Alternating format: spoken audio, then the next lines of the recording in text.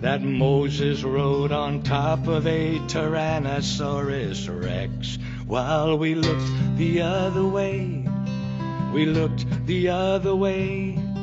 We whistled while the waters filled with serpents and with snakes. We didn't raise our voices or ring bells like Thomas Paine. And we let the last brave candle burning blink out in the rain. While we looked the other way, while we looked the other way, while we looked the other way, while we looked the other way.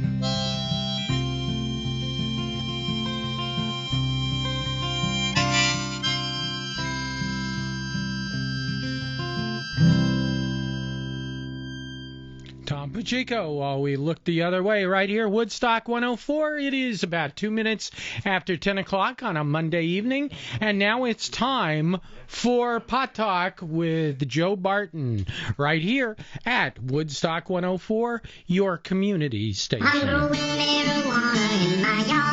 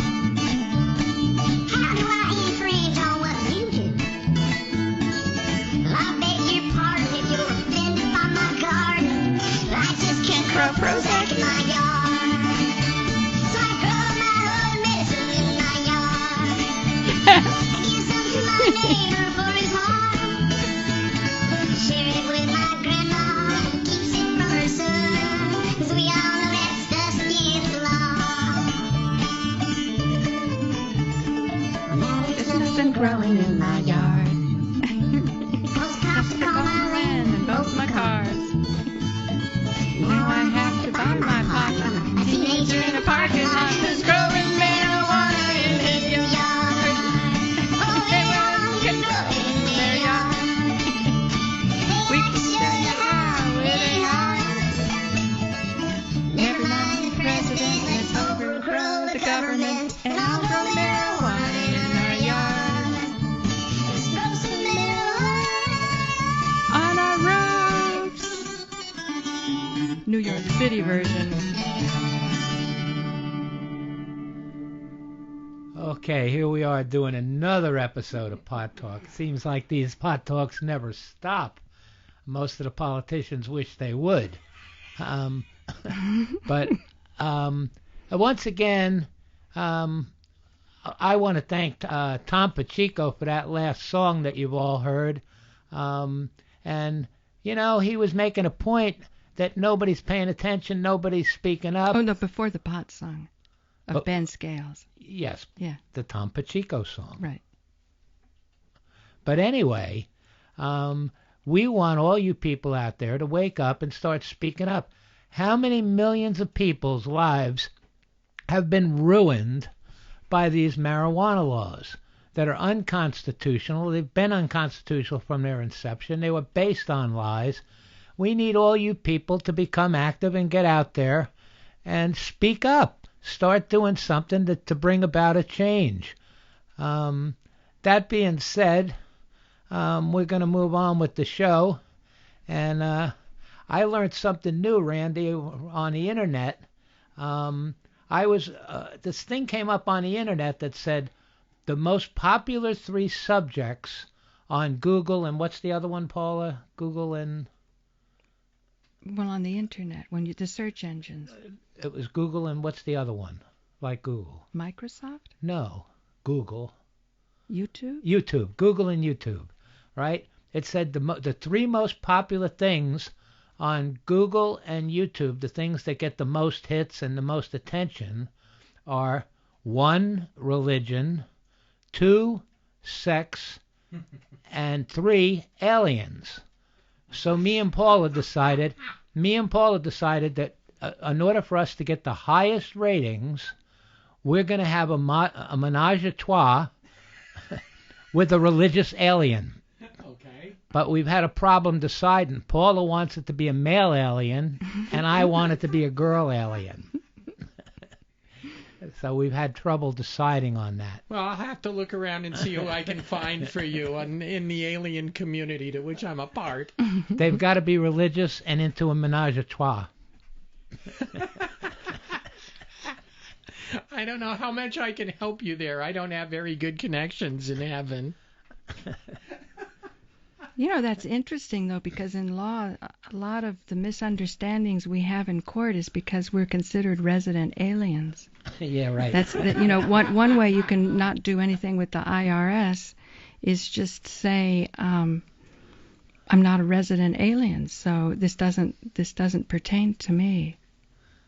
And if it does pertain to me, then show me the contract that you and whoever you represent and I have that shows that it pertains to me. Otherwise, I'm not a resident alien. But from the point of view of the District of Columbia, we are. And go away and leave us alone. That's Right. right. Right. And I would imagine that your ability to have that opinion prevail in court would be completely dependent on how healthy that community is to a real economy versus, this, sort of dipping into these illusory funds of federal funding. And when they can no longer kind of keep their, like a shell game going, then they have to do the terrible incarcerations and the foreclosures like that. Yeah.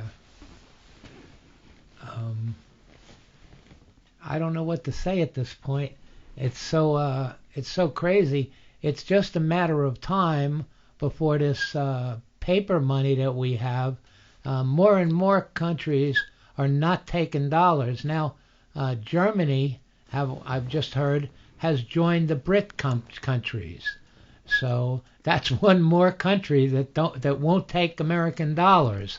It's just a matter of time, people.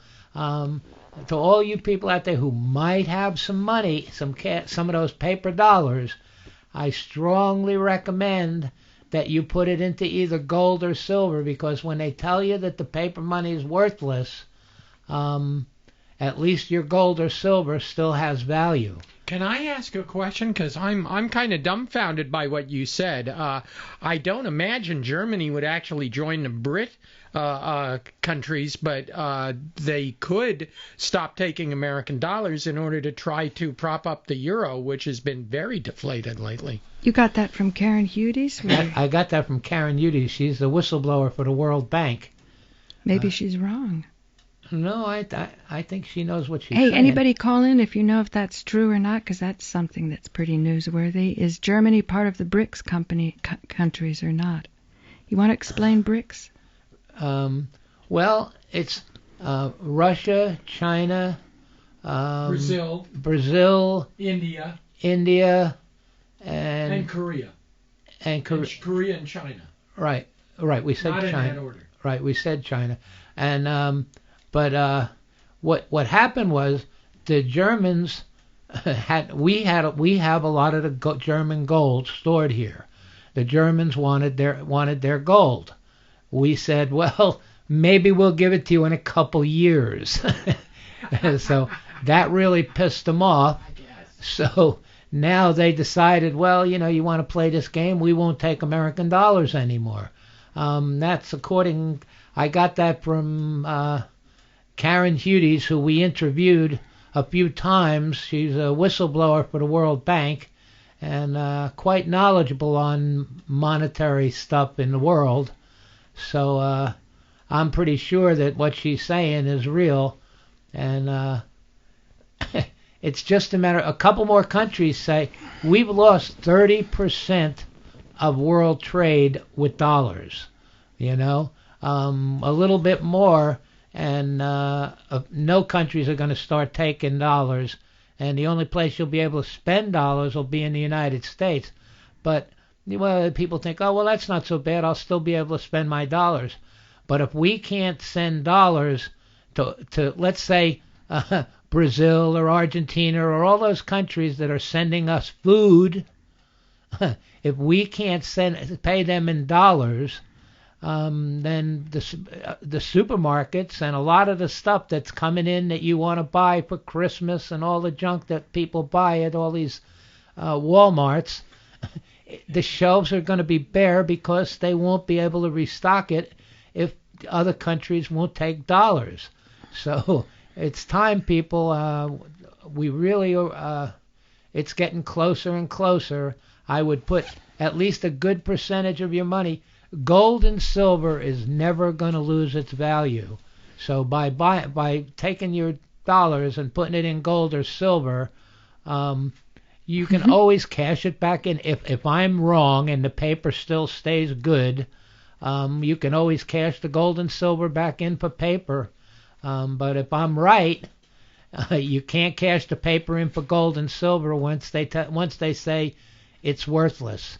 And that's what the World Bank has tried to do with all these paper currencies. They've done it all over the world, not just here. Our Federal Reserve was the scam they used here, and all they've done it. Most of the countries of the world have a version of our Federal Reserve, who is not, I say our, it's not ours, it's not part of the government. It's a private corporation. We've done shows on that before, and people who have listened to us probably know a lot of the information that I'm given. That services us with money, right? Right.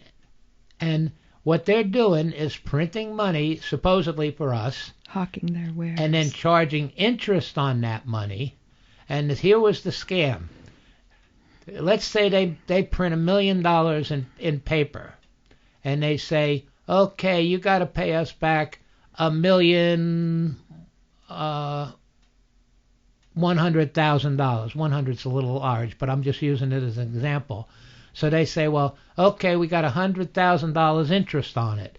But if they only gave us $1 million, there's no way that we can give them back $1,100,000. So they know that debt is going to accumulate.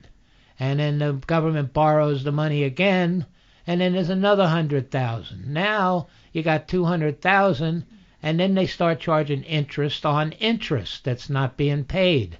And that's how they've run us into debt.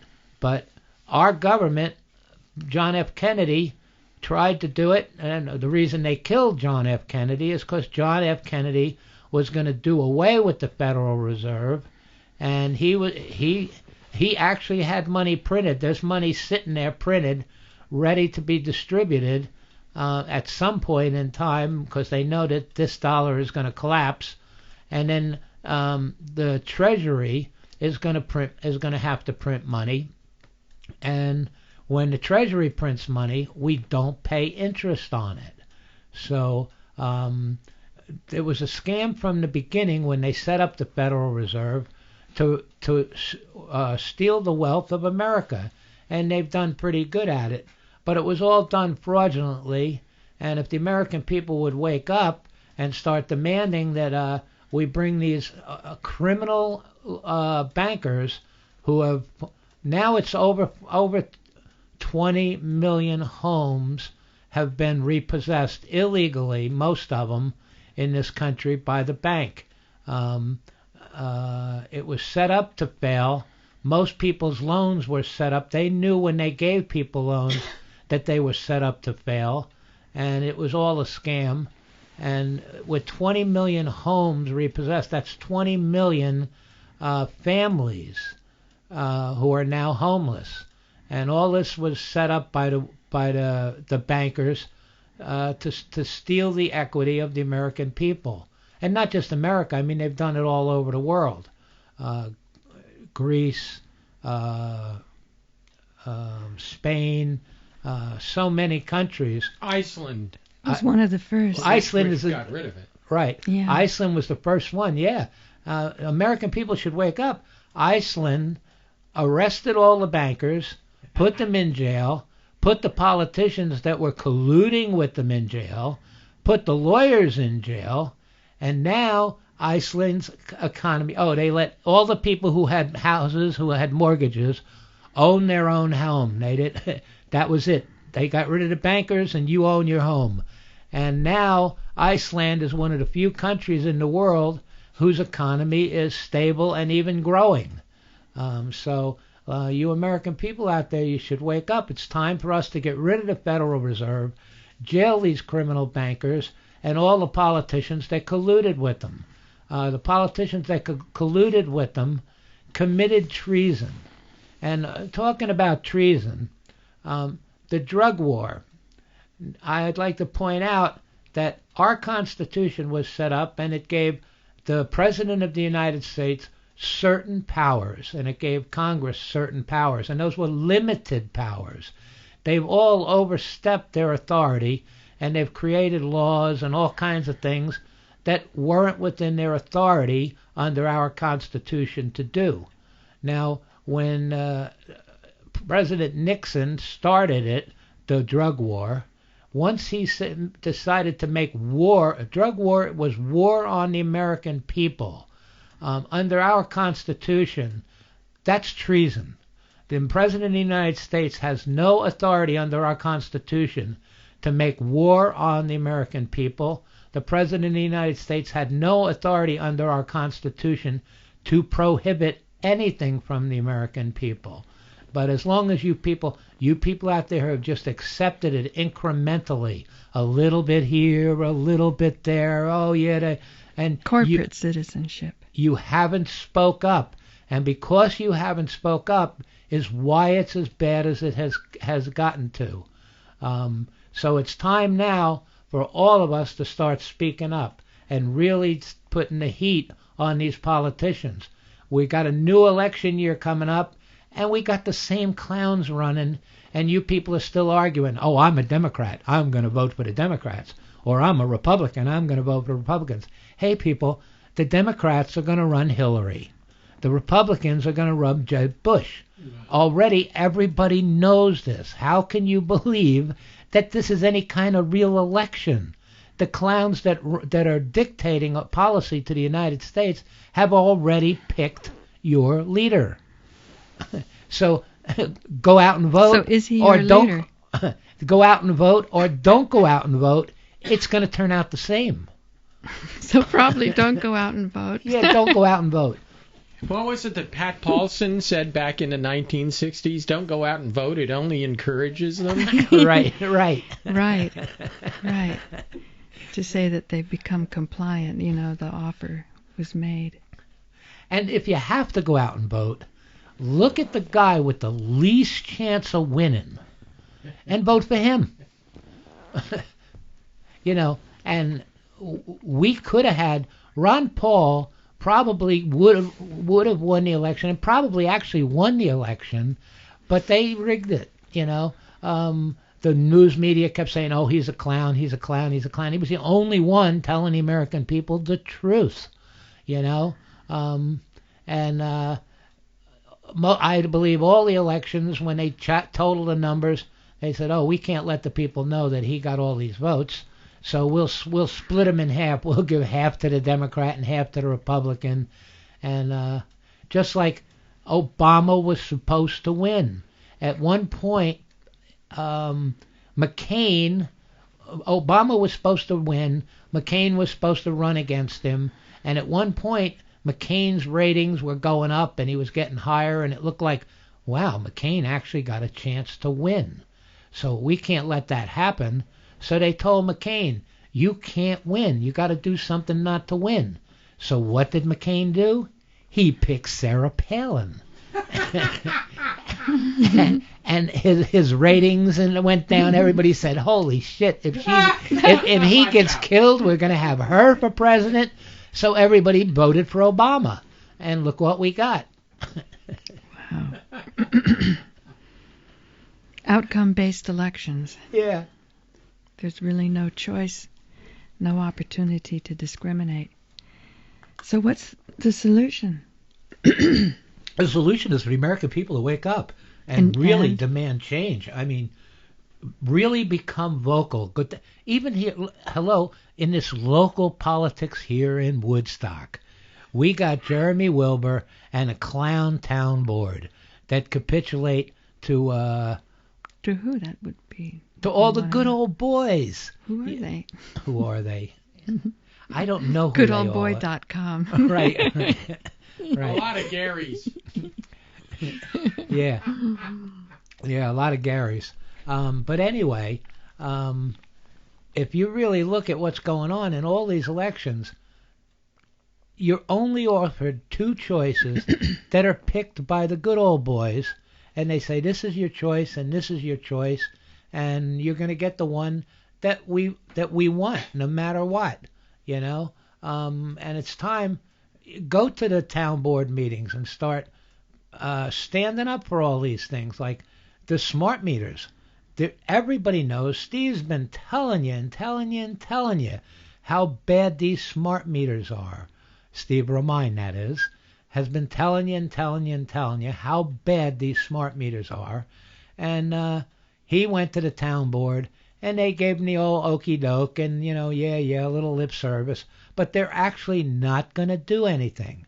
Now, if 500 people showed up down there and said, hey, we demand that you do something about the smart meters. Or at least if someone calls up and says the smart meter man is at my house and I want him off my property, the Woodstock police should come and protect that person's property rights and tell the smart meter guy, get off this person's property. You have no authority.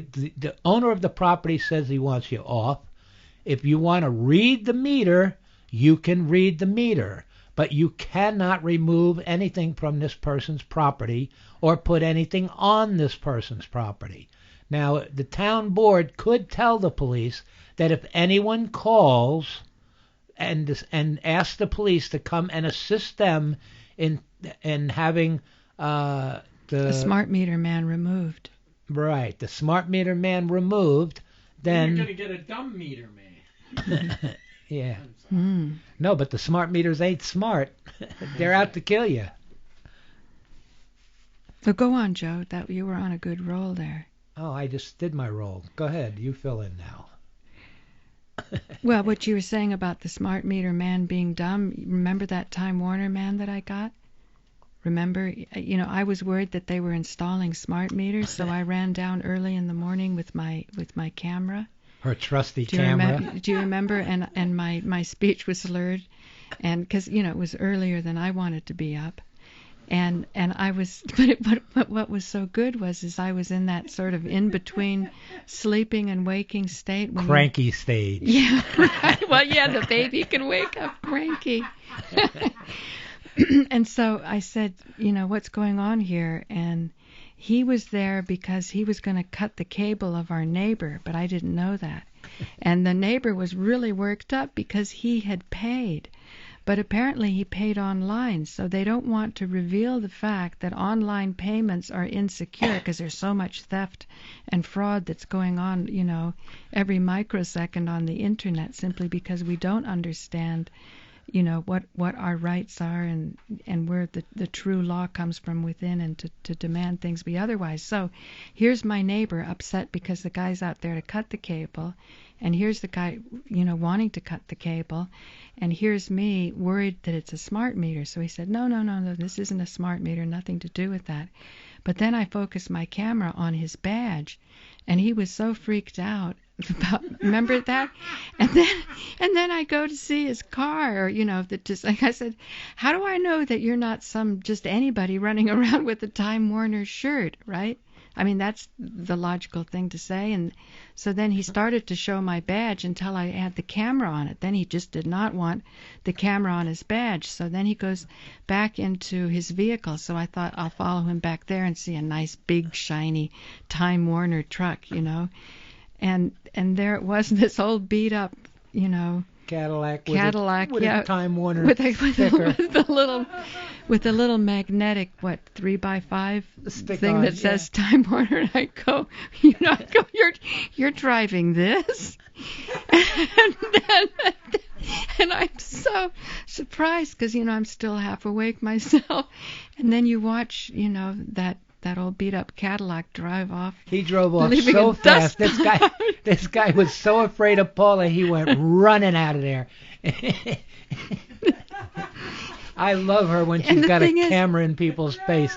She puts them right on the spot. No, the thing is I start off, you know, quite innocently, not even expecting what starts to unfold, and a lot of the dramas unfold seconds before my camera goes on. So when I was dropping off my latest of the Karmapa and our experience trying to reach him and cover that event at the town hall place, I opened the door and I said, "Oh, you're on the film," and that was the guy that looks to be like the construction person that was, I guess, running interference when we were just trying to ask the logical question: could we get an interview with the Karmapa for local, you know, community public access? Let me jump in on this. That's something else. You know, Jeremy Wilbur is the town board supervisor. He knew that the Karmapa was coming. But did he let anyone from the television station know so that the television station could actually cover it? Or did he let this radio station know so that the radio station, if it wanted to, could cover it? We knew we did not cover it for other reasons. We had a very busy schedule that day. Oh, but did Jeremy let you know, or you just found out? No, I think we found out through Rachel. Oh, but Jeremy... No, I mean more officially. But Jeremy should have, you know, if Woodstock Radio or Woodstock... Whoa! No. Not Woodstock 104, it's right Woodstock, there. If Woodstock 104, sorry about that.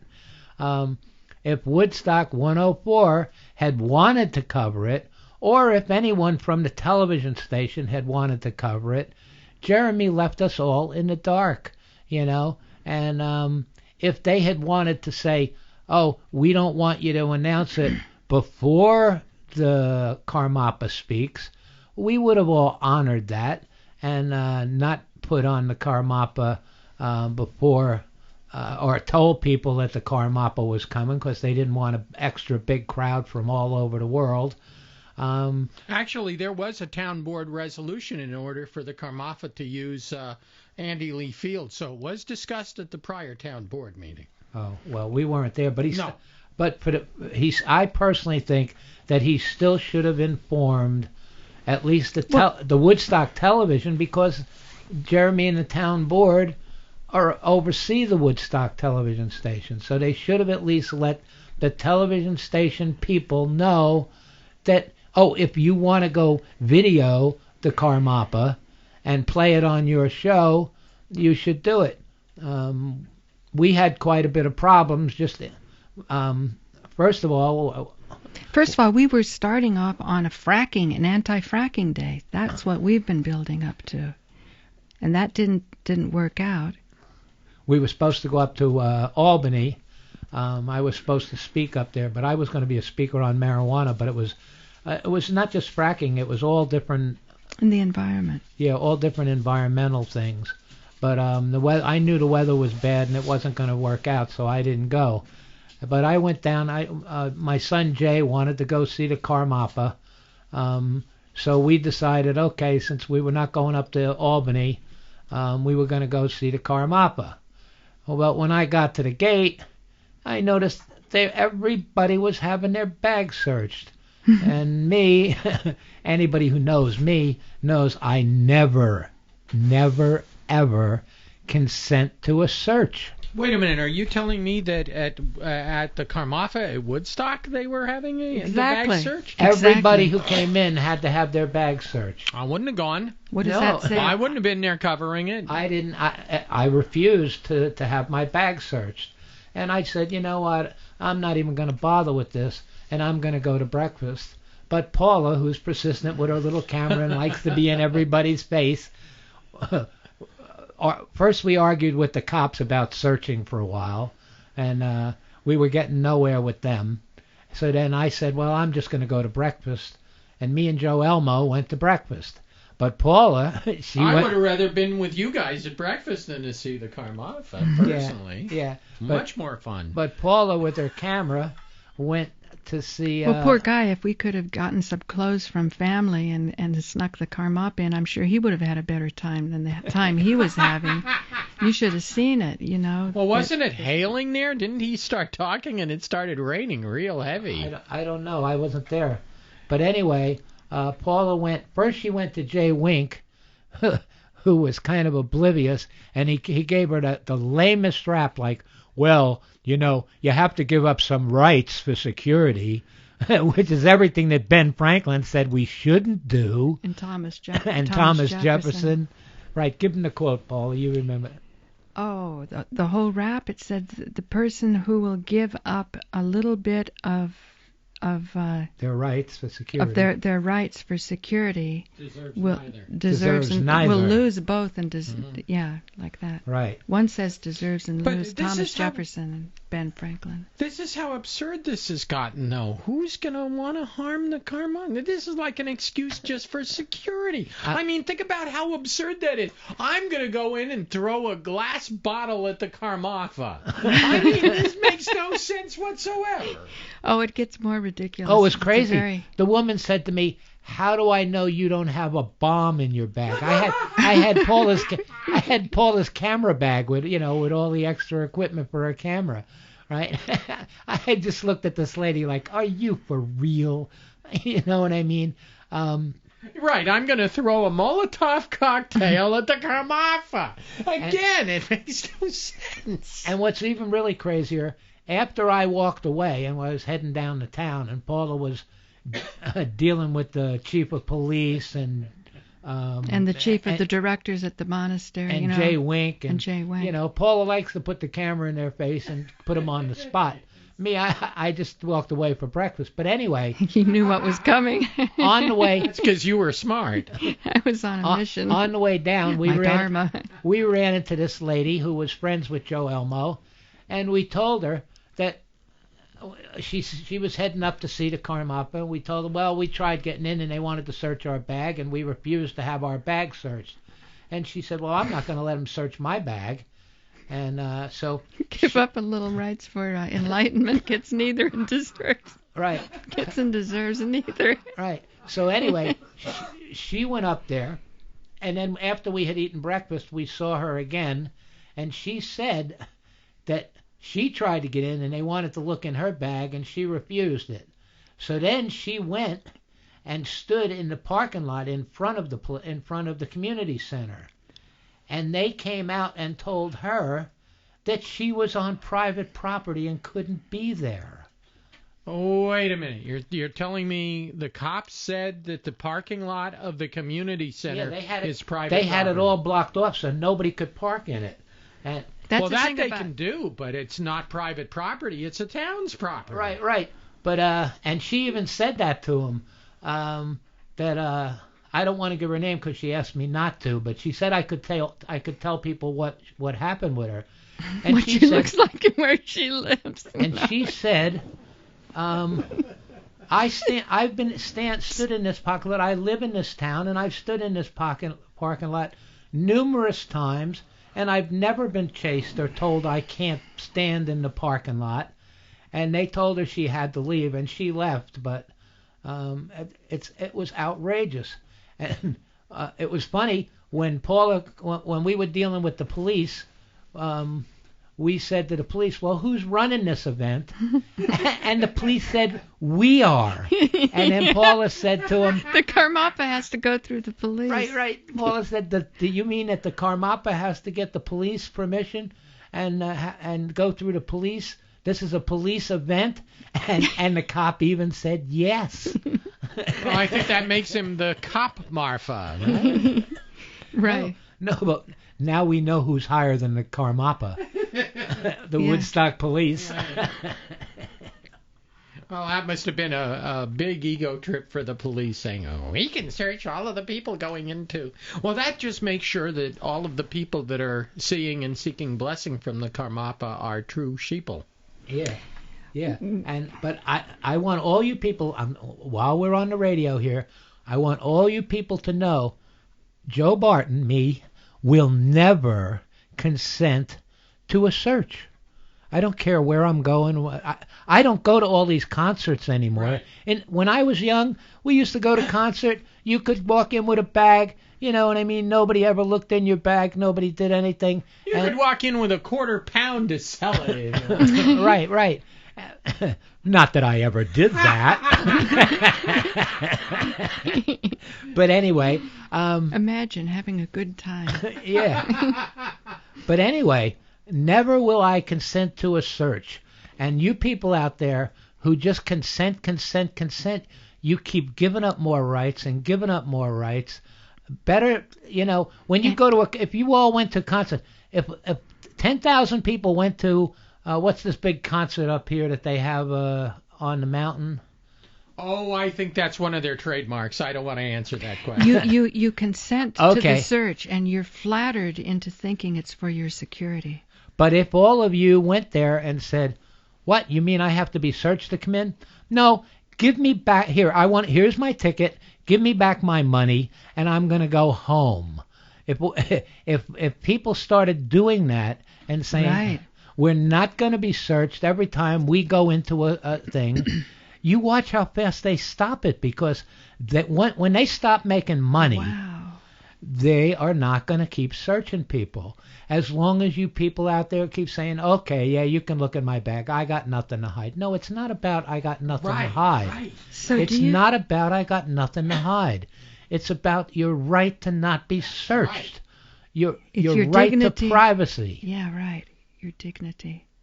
I mean, I'm one of those people that's smart enough to go around that I know what I should have and I shouldn't have in case I find myself in a case of police brutality or whatever, or an illegal search. I never carry anything. But as far as volunteering for a search, no, even though I know I don't have anything, I'm not going to do that. Right, I never have either. Me either. No matter, 90% of the time I don't have anything. I know better because I know I'm a target. I don't travel with stuff in my bag, But it's the point. Right. It's the point of the thing. I do not consent to a search, nor will I ever consent to a search of my person, my property, my vehicle.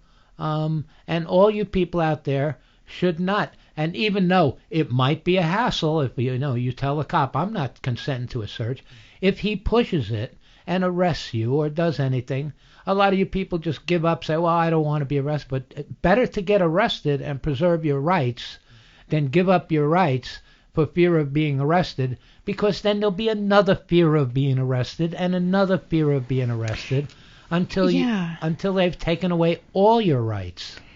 And I found that in environments like that, there are so many good cops that do want to go by the Constitution and by their oaths. But since you're the client that's animating this whole money-making racket, you're the one that calls the shots. So if you're the one that doesn't consent to it, then they, under their corporate policy, because they're employees to satisfy a certain mission statement, which should not be in conflict with the Constitution and the best interests of the public, which means that even all corporate mission statements are subservient to the well-being of the people. If you say you don't consent to a search, they can carry on. It's not dependent on you consenting, right, Joe? Right. But more and more people, you gotta start standing up on all these different issues, whether it be smart meters or the water being sold from the lake, which we think that they're still out to get the lake, even though it's now Kingston deciding. We believe part of the reason that the Woodstock Town Board was against it is because they were getting cut out. But Oh no! Wow. but when They'd rather go through Kingston than the town of Ulster. well, I think that now they're going to divvy it up a little bit. They're going to say, well, you know what? We're getting big bribe in Kingston. Maybe we'll just spread the bribes around a little bit to all the other little local communities, And I don't think that Jeremy Wilbur and our town board did not take a heavy stand when they were doing trying to sell the water from the lake. They gave a little lip service here and there. Yeah, we don't like it, but they didn't do much. And I think if Kingston decides to sell it, they're not going to do much either, unless the people of Woodstock really put the heat to them. And the only thing that gets politicians to do anything is when enough people speak up.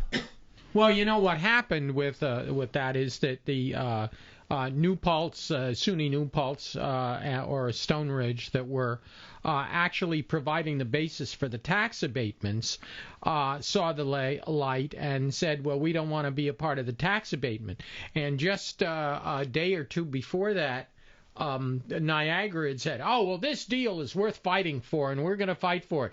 Well, take away those tax abatements that all come out of everybody's pocket who lives around here, and they were long gone. You couldn't see the dust after they left. So it wasn't anything that that I think any of the town boards, including Ulster, that was originally dealing with them, because they had a contract. But this is all the most obvious case of corporate welfare and how these corporations go around demanding that we, the taxpayers, pay for finagling our water or finagling anything else. And it demonstrates that the minute you take away that tax abatement, these corporations don't want to play ball the same way.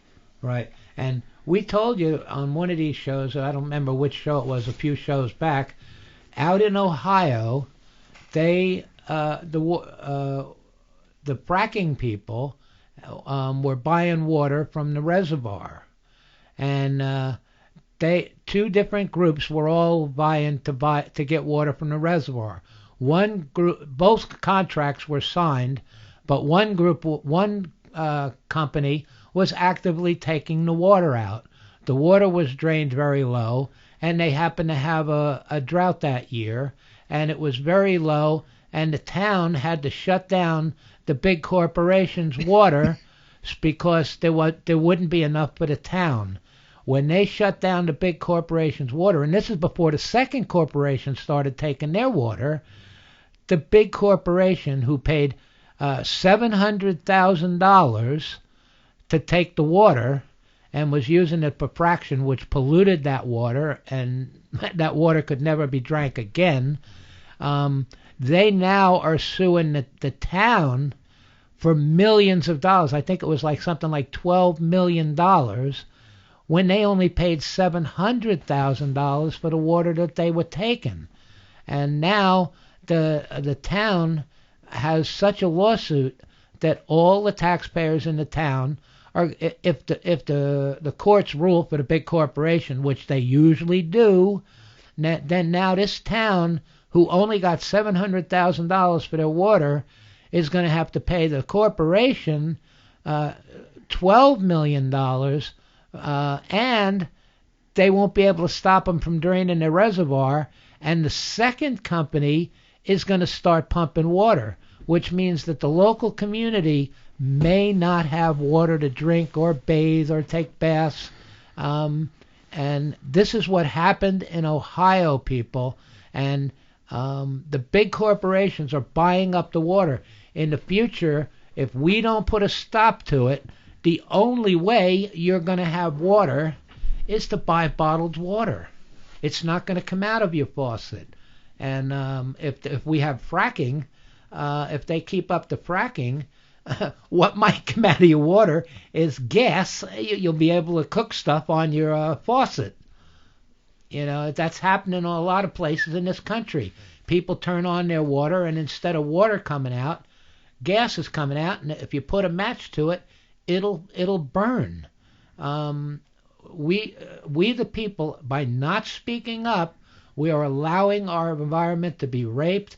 We are allowing ourselves to be raped by the big corporations. You got something? No. I thought you had something that would fit the conversation here. No. Just always trying to be like a Girl Scout. I think the solution to that, Joe, is to be less like a corporation and, more like what you feel you were created to be and to do and to accomplish, which to me is about exploring the range of inner feelings. What do you think? Yeah, well, I think if the American people don't wake up, our children and our grandchildren are really going to be in a mess, and it's up to us to take a stand and do something. Speak up on any sub. I mean, there's so many things. You can go for the chemicals they're spraying in the sky by jets. These jet trails they're poisoning us with. If you want to do that, you could go for the smart meters if you want to do that. I mean, there's so many things that's wrong. If everybody just picked one and said, I am going to take a stand on this, and I'm not going to back down, and I'm going to push my politician locally, statewide, like focusing federally. For a month on that. You focus a thought, you really get behind that? Not just thoughts. Thoughts ain't going to do nothing. Oh, I want the world to be beautiful. That ain't going to help. Getting active, calling your politician and saying, no, enough is enough. We're not going to put up with it. If you want us to vote for you, you better vote the right way or you're out of here, In fact, we should say you're out of here to all the ones we've got, because all the ones we've got in there, I mean, every one of them has sold out the American people. Corporate shit. But some right. Well, we don't have a government, people. It's the United States of America Incorporated.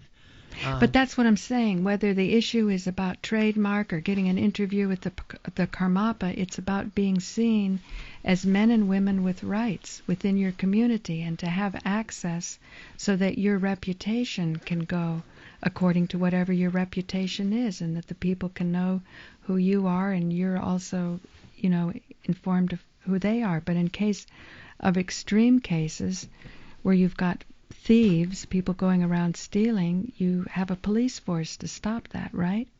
And in the case of it going on a corporate level, then you have what you considered common law courts where you can go and seek your remedy. Say, I've been harmed in this and this way, and here was the intention of the harm, and follow the money, here is where this went, and then therefore here's where the remedy is. When I heard that Tom Pacheco song, talking about because we look the other way.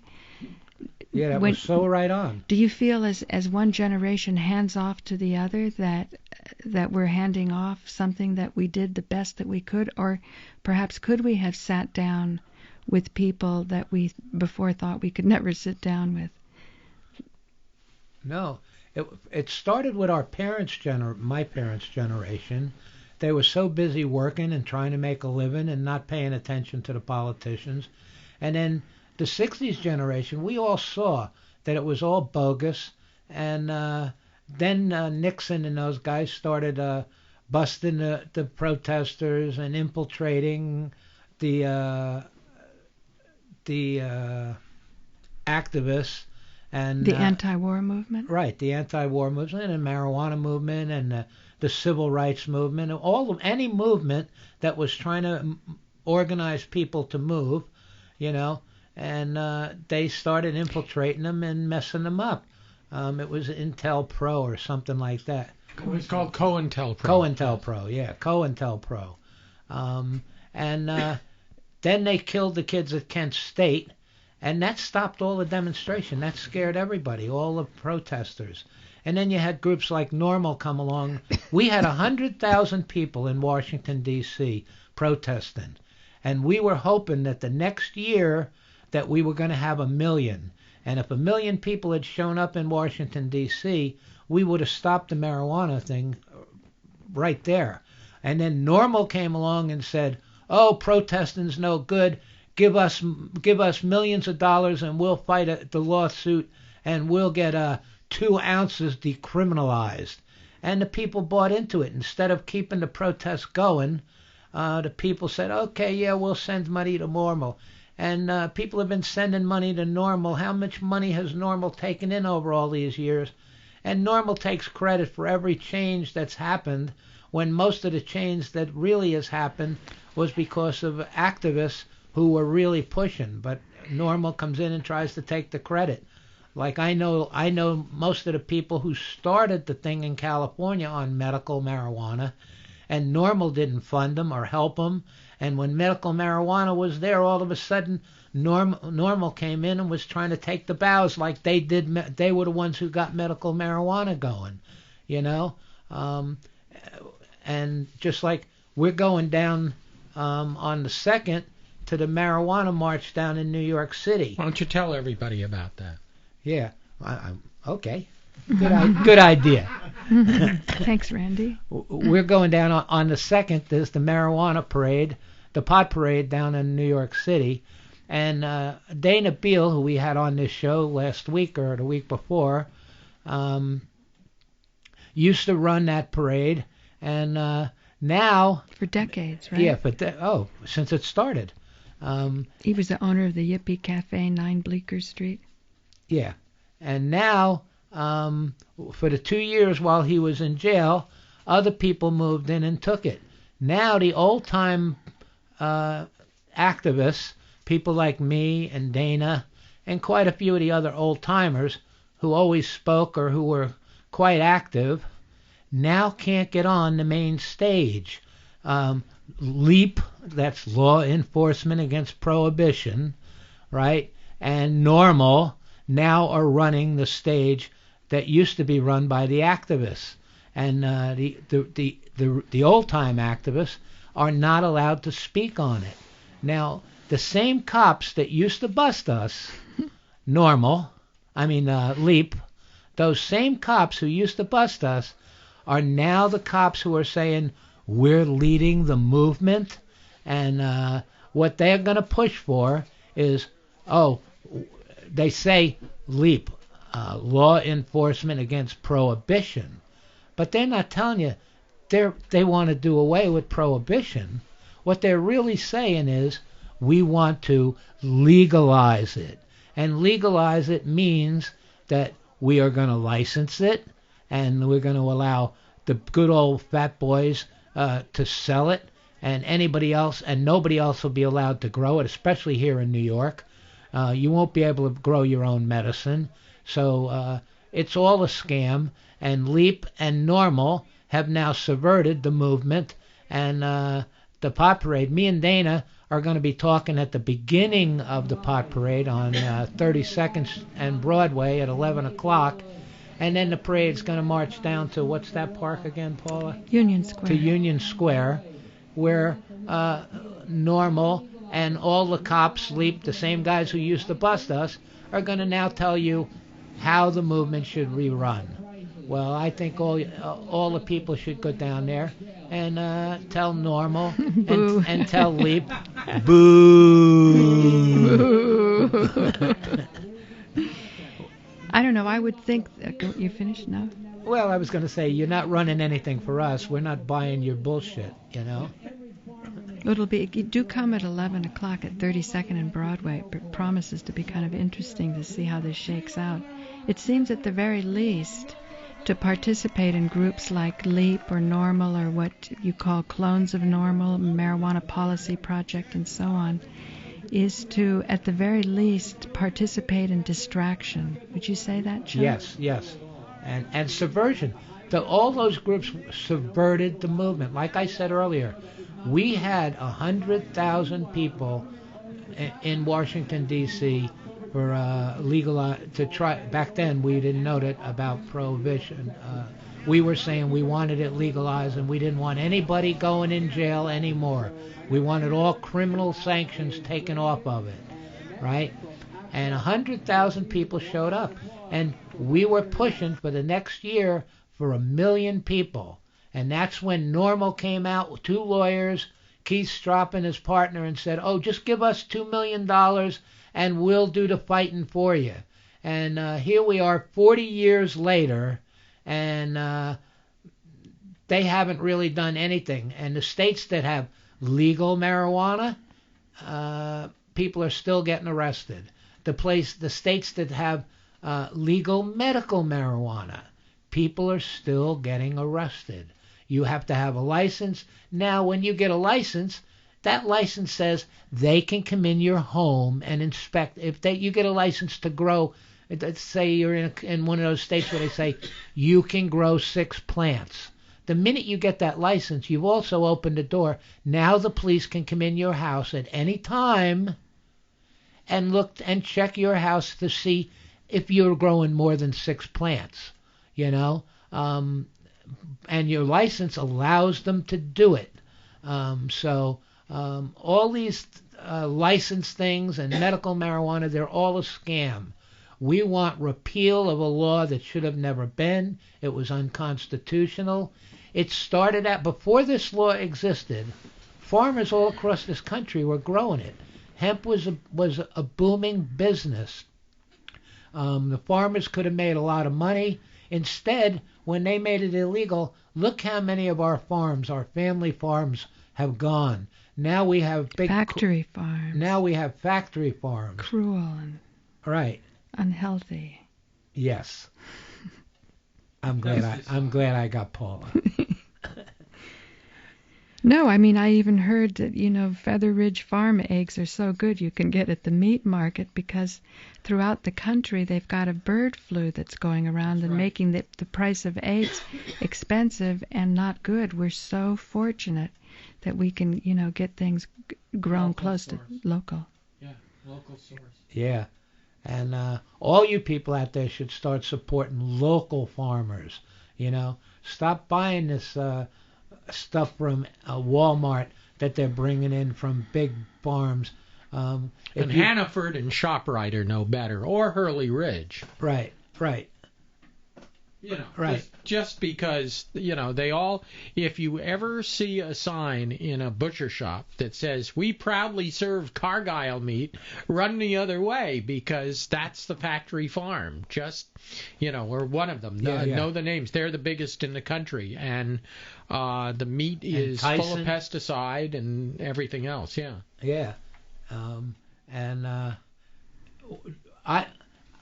But way back, I guess it was in 1970, I'd say 75, a friend of mine said to me, I was already a vegetarian, he said to me, Joe, you got to see this. You've got to see this. And I said, what are you talking about? And he said, you should come to Chicago to the cattle pens